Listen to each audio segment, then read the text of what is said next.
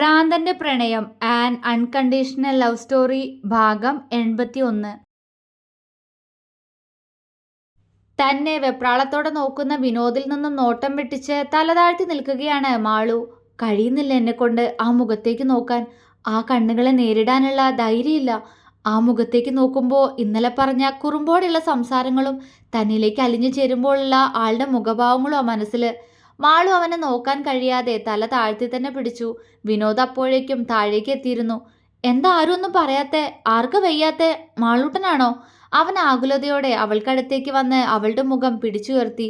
മാളു അവനെ ചുവന്ന മുഖത്തോടെ നോക്കി. നിങ്ങൾ ഇരിക്കും മക്കളെ, അമ്മ കഴിക്കാനെടുക്ക. ദേവിക പെട്ടെന്ന് അവിടെ നിന്നും അടുക്കളയിലേക്ക് പാഞ്ഞു. എല്ലാം കൂടെ ഇന്ന് മാളുവിനെയും വിനോദിനെയും കളിയാക്കാൻ തീരുമാനിച്ചുറപ്പിച്ചാണ് രാവിലെ തന്നെ ഇങ്ങോട്ട് വന്നിരിക്കുന്നതെന്ന് ദേവികയ്ക്ക് അറിയാമായിരുന്നു. ചുണ്ടിൽ വിരിഞ്ഞ ചിരിയോടെ അവർ അടുക്കളയിലേക്ക് പോയി. എന്നാൽ വിനോദിന്റെ നോട്ടം മുഴുവൻ മാളുവിന്റെ ചുവന്ന മുഖത്തായിരുന്നു. തന്നെ കണ്ടപ്പോൾ ആ മുഖം നാണത്തിന്റെ ചുവപ്പുരാശി പടർത്തിയത് മനസ്സിലായെങ്കിലും അവൾക്ക് എന്തെങ്കിലും വയ്യായികയുണ്ടോ എന്ന ചിന്ത അവനെ തളർത്തി. എന്തുപറ്റി മാളൂട്ടാ? മോൾക്കാണോ വയ്യാത്തെ? എന്താ, നമുക്ക് ഹോസ്പിറ്റലിൽ പോവാം? അവൻ അവളുടെ മുഖം ആകെ നോക്കിക്കൊണ്ട് ചോദിച്ചതും മാളു വേണ്ട എന്ന പോലെ തലയാട്ടി. ചിന്നുവും ഗൗരിയും അവരെ കൗതുകത്തോടെ നോക്കി. അവന്റെ സാമീപ്യം അവളിൽ വരുത്തുന്ന മാറ്റങ്ങൾ കണ്ട് അവര് രണ്ടാളും പരസ്പരം നോക്കി ചിരിച്ചു. എന്റെ വിനു, മോൾക്ക് അങ്ങനെ ഒരു വയ്യായികയില്ല. ആകെയുള്ളൊരു കുഴപ്പം ആ പെണ്ണിന്നലെ ഉറങ്ങിയിട്ടില്ല എന്നതാ. അതിനൊന്ന് ഉറങ്ങാൻ വിട്ടൂടേടാ നിനക്ക്? ഹരി അവന്റെ മുന്നിൽ വന്നു നിന്ന് നെഞ്ചിൽ കൈകെട്ടി കപടദേഷ്യത്തോടെ ചോദിച്ചു. വിനോദ് മാളുവിന്റെ മുഖത്തേക്ക് നോക്കി. അവളുടെ മുഖത്ത് ദയനീയത. വിനോദിന് കാര്യങ്ങളുടെ കിടപ്പ് ഇപ്പോൾ ഏകദേശം മനസ്സിലായി തുടങ്ങിയിരിക്കുന്നു. ഓഹോ, അപ്പോ എല്ലാം കൂടെ ഇവിടെ എന്റെ പെണ്ണിനിട്ട് കളിയാക്കായിരുന്നു അല്ലേ? ശരിയാക്കി തരാടാ. വിനോദ് മനസ്സിൽ ചിരിയോടെ പറഞ്ഞുകൊണ്ട് മാളുവിൽ നിന്നും അകന്നു നിന്ന് ഹരിയെ കൂർപ്പിച്ചു നോക്കി. എന്താടാ? വിനോദിന്റെ നോട്ടം കണ്ട് ഹരി പുരികമുയർത്തി. നീയിപ്പ എന്താ പറഞ്ഞേ? മാളുവിനെ ഉറങ്ങാൻ വിട്ടൂടായിരുന്നോന്നോ? വിനോദ് അവനെ കൂർപ്പിച്ചു നോക്കി. അതെ, അത് തന്നെയാ പറഞ്ഞേ. എന്താ, ഞാൻ പറഞ്ഞത് ശരിയല്ലേ? നീ നോക്കാ പെണ്ണിന്റെ മുഖത്തൊക്കെ ക്ഷീണ. ഹരി കുസൃതിയോടെ പറഞ്ഞു. ആണോ? നന്നായി പോയി. നീ കല്യാണം കഴിഞ്ഞിട്ട് അമ്മൂനെ കിടത്തി ഉറക്ക്. ഞങ്ങള് രണ്ടാളും തൽക്കാലം ഉറങ്ങണില്ല. ഇത്രയും വർഷം ഉറങ്ങിയില്ലേ, അത് മതി. ഇനി ഞങ്ങൾക്ക് വേറെ പല കാര്യങ്ങളും ഉണ്ട് സംസാരിക്കാൻ. അതൊക്കെ സംസാരിച്ചു കഴിഞ്ഞ് ഉറങ്ങുമ്പോൾ ചിലപ്പോൾ ലേറ്റാവും. അല്ലെങ്കിൽ ഉറങ്ങിയില്ലാന്നും വരും. അല്ലേ മാളൂട്ടാ? വിനോദ് മാളുവിനെ ഒരു കൈകൊണ്ട് തന്നിലേക്ക് ചേർത്തു പിടിച്ചു. മാളു അവനെ മിഴിച്ചു നോക്കി. എന്റെ ദേവി, എന്തൊക്കെയാ പറയണേ മനുഷ്യൻ? മാളു അവന്റെ ഷർട്ടിൽ കൈ ചുരുട്ടി പിടിച്ചു. വിനോദ് എന്താ എന്ന പോലെ അവളെ നോക്കി. ഉണ്ണിയേട്ടാ, മിണ്ടാതിരിക്കി. മാളു കെഞ്ചി. വിനോദ് പെട്ടെന്ന് അവളുടെ കവിളിൽ അമർത്തി ചുംബിച്ചു. അവരെ തന്നെ നോക്കി നിൽക്കുകയായിരുന്ന മൂന്നെണ്ണവും കണ്ണും തള്ളി വാ പൊളിച്ചു നിൽക്കുന്നുണ്ട്.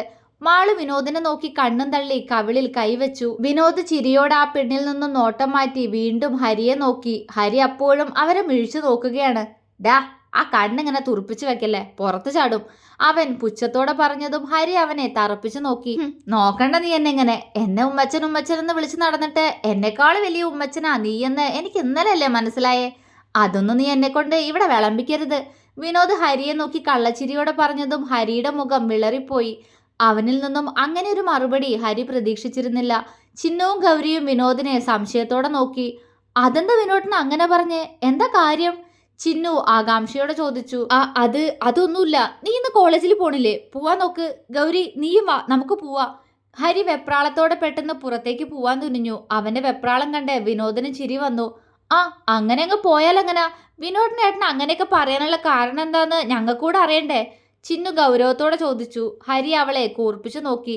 ഗൗരിയും മാളുവും അത് അറിഞ്ഞേ പറ്റൂ എന്ന പോലെ നിൽക്കുന്നുണ്ട്.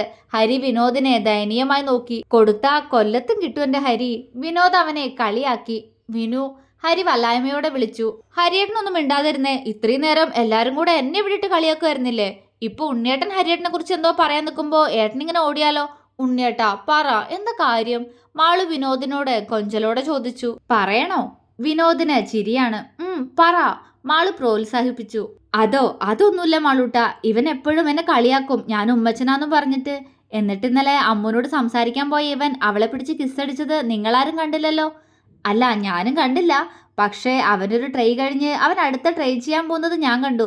ഞാനേ കണ്ടുള്ളൂ. എന്റെ പൊന്നോ, പകച്ചുപോയി ഞാൻ.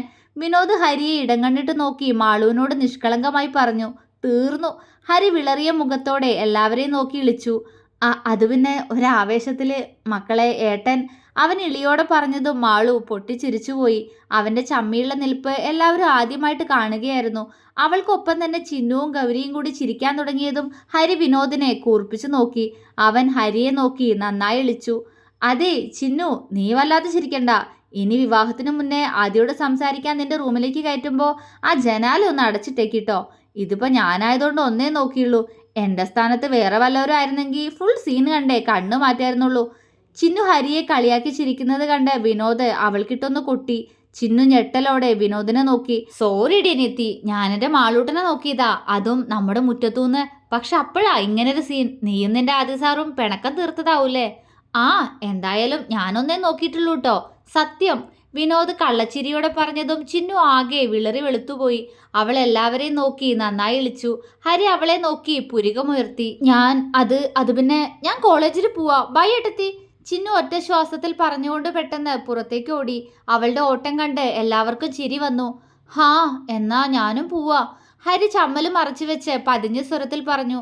അതെന്ത് പോക്ക എന്റെ ഹരി, നമുക്ക് നിന്റെ ഫസ്റ്റ് നൈറ്റ് കാര്യങ്ങളൊക്കെ ഒന്ന് തീരുമാനിക്കാം.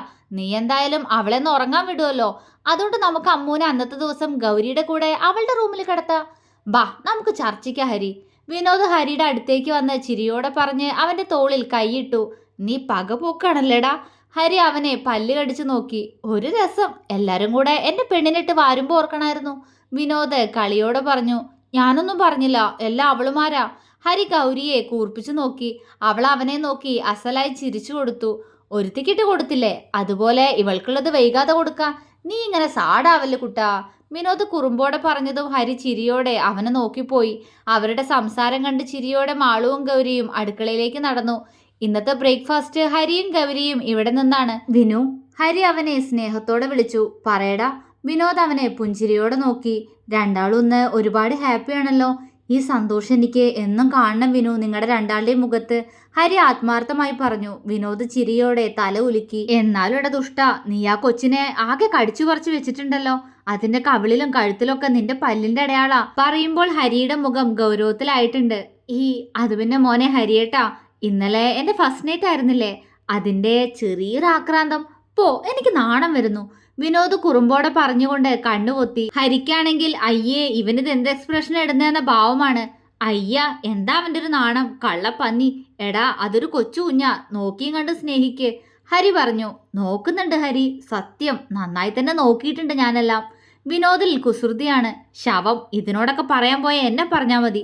ഹരി അവനെ കൂർപ്പിച്ചു നോക്കി പറഞ്ഞുകൊണ്ട് ചാടിത്തുള്ളി ഡൈനിങ് ഹാളിലേക്ക് പോയി.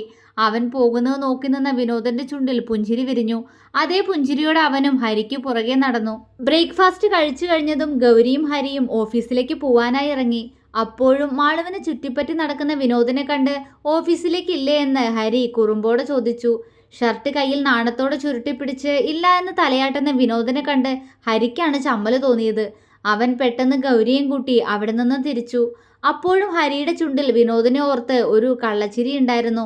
ഗൗരി ഓഫീസിൽ പോയതുകൊണ്ട് തനിച്ചിരിക്കാൻ വയ്യാതെ ശ്രീലയത്തിലേക്ക് വന്നിരിക്കുകയാണ് കല്യാണി. ഇങ്ങനെ ഇടയ്ക്കെല്ലാം ഒരു വരവ് പതിവുള്ളത് കൊണ്ട് തന്നെ പെണ്ണുങ്ങൾ എല്ലാവരും കൂടി മുറ്റത്തിരുന്ന സംസാരമാണ്. കൂട്ടത്തിൽ പവിത്രയും സുമതിയും കൂടി കൂടിയിട്ടുണ്ട്.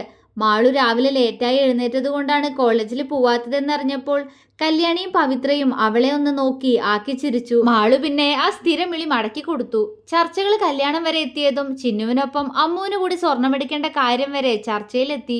ഇതിനിടയിലും ഹാളിൽ ഒരുത്തൻ മുഖം വീർപ്പിച്ച് ഫോണിൽ നോക്കുന്നത് മാളു കാണുന്നുണ്ടായിരുന്നു. എന്തൊക്കെയോ പിറുപിറുക്കുന്നുണ്ട് കക്ഷി. അത് കണ്ട് മാളുവിന് ചിരി വന്നെങ്കിലും അവള് വീണ്ടും മറ്റുള്ളവർ സംസാരിക്കുന്നത് ശ്രദ്ധിച്ചിരുന്നു. ബ്രേക്ക്ഫാസ്റ്റ് കഴിച്ചു കഴിഞ്ഞ് മുകളിലേക്ക് ചെല്ലാന്ന് ഉണ്ണിയേട്ടനോട് പറഞ്ഞതാ. പക്ഷേ എങ്ങനെ പോവാൻ പറ്റും, ഇവിടെ എല്ലാവരും ഉള്ളതല്ലേ, മോശല്ലേ? മാളു മനസ്സിൽ ചിന്തിച്ചുകൊണ്ട് വിരല് കടിച്ച് അവനെ വീണ്ടും നോക്കി. ഇത്തവണ അവനും ഫോണിൽ നിന്ന് മുഖമുയർത്തി അവളെ നോക്കിയിരിക്കുകയായിരുന്നു. മുഖമാകെ കുത്തി വീർപ്പിച്ചു വെച്ചിട്ടുണ്ട്. മാളുവിന് അവനോട് വല്ലാത്ത സ്നേഹം തോന്നിപ്പോയി. അപ്പോൾ അവൻ അവളെ നോക്കി പുച്ഛിച്ചുകൊണ്ട് മുഖം മാറ്റി. ജാടിയിടോ വെറുതെ, ഞാനെന്ത് ചെയ്യാനാ? അവള് മുഖം വീർപ്പിച്ചുകൊണ്ട് പതിയെ പറഞ്ഞു. വീണ്ടും കുറച്ച് സമയം കൂടി കഴിഞ്ഞുപോയി. സംസാരം വീണ്ടും മുന്നോട്ട് പോയിക്കൊണ്ടിരിക്കുകയാണ്. വിനോദിന് ശരിക്കും ദേഷ്യം വരാൻ തുടങ്ങിയിരുന്നു. അവൻ സോഫയിൽ നിന്നും എഴുന്നേറ്റ് സിറ്റ് ഔട്ടിലേക്ക് വന്നു. അവനെ കണ്ടതും മാളു എന്താണാവോ എന്ന പോലെ അവനെ നോക്കി. അവൻ ആരെയും നോക്കാതെ മാളുവിന്റെ അടുത്തായി വന്നിരുന്ന് അവളുടെ ഇടുപ്പിലൂടെ ചുറ്റിപ്പിടിച്ചു. മാളു അവനെ മിഴിച്ചു നോക്കി. അവൻ അത് ശ്രദ്ധിക്കാതെ ദേവികയും കല്യാണിയും പവിത്രയും കൂർപ്പിച്ചു നോക്കി. എന്താടാ? അവന്റെ നോട്ടം കണ്ട് പവിത്ര ചോദിച്ചു. ഒന്നുമില്ല, ഞാൻ മാളൂട്ടനെ വിളിക്കാൻ വേണ്ടി വന്നതാ. എപ്പ തുടങ്ങിയ സംസാരം അഞ്ചാളും കൂടി ചേർന്ന്? വിനോദ് കൂട്ടത്തിലിരിക്കുന്ന സുമതിയെ കൂടി തറപ്പിച്ചു നോക്കിയാണ് അത് പറഞ്ഞത്. എല്ലാവർക്കും അവന്റെ സംസാരം കേട്ട് ചിരി വന്നു. അതിനിപ്പോ നിനക്കെന്ത് വേണം? നിനക്കും ഞങ്ങളുടെ കൂടെ സംസാരിക്കണമെങ്കിൽ വന്നിരിക്കേ. ദേവിക ചിരിയോടെ പറഞ്ഞതും വിനോദ് അവരെ നോക്കി കണ്ണുരുട്ടി. ഉണ്ണിയേട്ടാ. മാളു ദയനീയമായി അവനെ വിളിച്ചു. മറുപടി ഒരു തുറച്ചുനോട്ടമായിരുന്നു. മാളുവിന്റെ തല താഴ്ന്നു. നിനക്കിതെന്താ വിനു? എന്തെങ്കിലും ആവശ്യമുണ്ടോ? ഞങ്ങളിവിടെ മക്കളുടെ കല്യാണക്കാരെ ചർച്ച ചെയ്യായിരുന്നു. കല്യാണി പുഞ്ചിരിയോടെ പറഞ്ഞു. ആയിക്കോട്ടെ, നിങ്ങൾ സംസാരിക്കേ. മാളൂട്ടൻ എന്തിനാ അതിനിവിടെ ഇരിക്കുന്നേ? വന്നേടി എന്റെ കൂടെ. വിനോദ് അവളുടെ കയ്യിൽ കയറി പിടിച്ചു. മാളു അവനെ ദയനീയമായി നോക്കി. ദേവികയും പവിത്രയും കല്യാണിയും പരസ്പരം നോക്കി ചിരിച്ചു. മോളെ മാളു, മോള് ചെല്ല്. അവനെന്തെങ്കിലും വേണമായിരിക്കും. മോള് ചെന്ന് എടുത്തു കൊടുക്ക്. വിനോദ് പറയുന്നതെല്ലാം കേട്ട് ദയനീയ മുഖത്തോടെ ഇരിക്കുന്ന മാളുവിനോടായി പവിത്ര പറഞ്ഞതും അവൾ തലകുലുക്കി. ആ അത് തന്നെ, ഇങ്ങോട്ട് വന്നേ നീ. എന്നിട്ട് എനിക്ക് വെള്ളം എടുത്തതാ, വല്ലാത്ത ദാഹം. വിനോദ് പറഞ്ഞുകൊണ്ട് അവൾക്കരികിൽ നിന്നും എഴുന്നേറ്റു. വെള്ളം ജഗ്ഗിലുണ്ടായിരുന്നല്ലോ ഉണ്ണിയേട്ടാ, മാളു സംശയത്തോടെ പറഞ്ഞു. ദേവികയ്ക്കും കല്യാണിക്കും പവിത്രയ്ക്കും അവളുടെ മറുപടിയിൽ ചിരി പൊട്ടി. വിനോദ് അവളെ പല്ല് കടിച്ചു നോക്കി. ആ വെള്ളം തണുത്തുപോയി. പോയി ചൂടുവെള്ളം എടുത്തിട്ട് വാടി. എന്തൊക്കെ അറിയണം നിനക്ക്? വിനോദ് അവളോട് അലറി. മാളു അപ്പോൾ തന്നെ അടുക്കളയിലേക്ക് ഓടി. അത് കണ്ട് ചുണ്ടിലൂറിയ ചിരിയോടെ അവനും അവൾക്കൊപ്പം അടുക്കളയിലേക്ക് നടന്നു. അമ്മമാരെല്ലാം പുഞ്ചിരിയോടെ അവൻ പോകുന്നതും നോക്കിയിരുന്നു. വിനുവിന് മാളു അവനെ നോക്കാതെ നമ്മുടെ അടുത്ത് വന്നിരുന്ന ദേഷ്യ. കല്യാണി ചിരിയോടെ പറഞ്ഞു. അതെ അതെ. ദേവികയും അത് സമ്മതിച്ചു. അടുക്കളയിൽ വിനോദിന് കുടിക്കാനായി വെള്ളം ചൂടാക്കുകയാണ് മാളു. അവളെന്തൊക്കെയോ പിറുപിറുക്കുന്നുണ്ട്. അടുക്കളയിലേക്ക് കയറി വന്ന വിനോദ് കാണുന്നുണ്ടായിരുന്നു ഈ പിറുപിറുക്കൽ. എന്തോ നാടി നീ ഇങ്ങനെ പിറുപിറുക്കുന്നേ? അവൻ അവളെ കൂർപ്പിച്ച് നോക്കിക്കൊണ്ട് ചോദിച്ചു. മാളു ശബ്ദം കേട്ടിടത്തേക്ക് പതർച്ചയോടെ നോക്കി. ഒന്നുമില്ല. എന്തിനാ ഇങ്ങോട്ട് വന്നേ? ഞാൻ വെള്ളം കൊണ്ട് തരില്ലേ? അവൾ അവന്റെ കയ്യിലേക്ക് ഒരു ഗ്ലാസ് വെള്ളം വെച്ചു കൊടുത്ത് പരിഭവം നിറഞ്ഞ മുഖത്തോടെ പറഞ്ഞു. ഒന്നുമില്ല. പിന്നെ ആ ജഗ്ഗിൽ വെള്ളാക്കിയിട്ട് മുകളിലേക്ക് കൊണ്ടുപോവാ. എനിക്ക് ഇടയ്ക്കിടയ്ക്ക് വല്ലാതെ ദാഹിക്കും. ഞാൻ ഉറങ്ങാൻ പോവാ. അവൻ വെള്ളം കുടിച്ചു കഴിഞ്ഞ ഗ്ലാസ് അവളുടെ കയ്യിലേക്ക് തന്നെ ഏൽപ്പിച്ചുകൊണ്ട് പറഞ്ഞു. ഉണ്ണിയേട്ടൻ അങ്ങനെ റൂമിൽ കൊണ്ടുപോയി വെച്ച് വെള്ളം കുടിക്കുന്ന ശീലമൊന്നും ഇല്ലല്ലോ, പിന്നെന്താ ഇപ്പൊ പെട്ടെന്ന്? മാളു സംശയത്തോടെ ചോദിച്ചു. നിനക്ക് എന്തൊക്കെ അറിയണം? മര്യാദയ്ക്ക് വെള്ളം കൊണ്ടുവന്നോ? അവളെ കൂർപ്പിച്ചു നോക്കി അത്രയും പറഞ്ഞുകൊണ്ട് അവൻ തിരികെ നടന്നു. അവൻ പോകുന്നു നോക്കി മാളു മുഖം വീർപ്പിച്ചു. ഇതെന്തൊരു പാട്? വെള്ളം അങ്ങനെ കുടിക്കാറില്ലല്ലോ എന്ന് ചോദിച്ചാനാണോ ഈ ദേഷ്യം? മാളു വീർത്ത മുഖത്തോടെ പറഞ്ഞുകൊണ്ട് ജഗ്ഗിലേക്ക് വെള്ളം ഒഴിക്കാൻ തുടങ്ങി. അതേ നിമിഷം തന്നെ വീണ്ടും അരികിൽ വിനോദിന്റെ സാമീപ്യം അവൾ അറിഞ്ഞു. മാളു, എനിക്ക് കുറച്ച് പാല് വേണം, അവൻ പറഞ്ഞു. മാളു അവനെ മിഴിച്ചു നോക്കി. പാലോ? എന്തിനപ്പോ പാല്? നേരം ഉച്ചയാവാനായി, എന്നിട്ട് ഇപ്പോഴാണോ പാല്? അവൾ നെറ്റി ചുളിച്ചു. നിന്നോട് പറഞ്ഞത് ശരി, നീ എന്നോട് മിണ്ടണ്ട. ഞാൻ നിന്നോട് പിണക്കാ. ഞാൻ പറഞ്ഞത് നിനക്ക് കേൾക്കാൻ വയ്യല്ലോ. അതുകൊണ്ട് ആ പാലെടുത്ത് മുകളിലേക്ക് വാ. എനിക്ക് കൊണ്ടു തന്നിട്ട് നീ അവിടെ അമ്മയോടും അപ്പച്ചോടും ചെറിയമ്മയോടും സംസാരിച്ചിരുന്നോ? അവളോട് കപടദേഷ്യത്തോടെ പറഞ്ഞുകൊണ്ട് അവൻ മുകളിലേക്ക് കയറിപ്പോയി. മാളു അവനെ വാ പൊളിച്ചു നോക്കി. ഈ ഉണ്ണിയേട്ടനത് എന്താ? എന്തിനപ്പോ പാല്? അല്ല, എന്തിനപ്പോ എന്നോട് പിണക്കം? ഉണ്ണിയേട്ടന് എന്നെ നേരത്തെ തന്നെ അവരുടെ അടുത്തുനിന്ന് പിടിച്ചുകൊണ്ട് വന്നാ പോരായിരുന്നോ? എന്നിട്ട് മുഖം വീർപ്പിച്ചു പോയിരിക്കാ ദുഷ്ടൻ.